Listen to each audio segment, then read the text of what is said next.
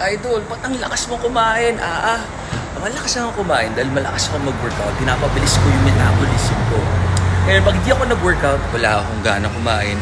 Wala rin akong energy buong araw. So, pag nag-workout ako, kahit na wala pa naman yung chunk ko, naka-fasting ako, pag nagbuhat ng weights, para binaburn ko yung carbs, yung glycogen stores sa muscles, tsaka liver. And then, after nag-walking ako, para nagpa-burn ng fat, ketosis. So, walang stretch marks, walang loose skin kasi napapalitan ng muscle. And then, pag nagutom na ako, after nahuling ko ako ng 10 minutes, or after mag-shower, yan, kakain na ako. Depende ngayon kung gaano yung workout ko. Kung malupitan na yun, 3 to 5 cups of rice. Ngayon, kung hindi naman, baka half a cup of rice lang. Depende, I go with the feel. Eyeball feelings ng katawan ko. Pero hindi emotional. Iba yung pag-emotion, pag malungkot ka, kain ka ng kain. Diba? Talaga namnamin mo. Kumbaga, love the foods that love you back.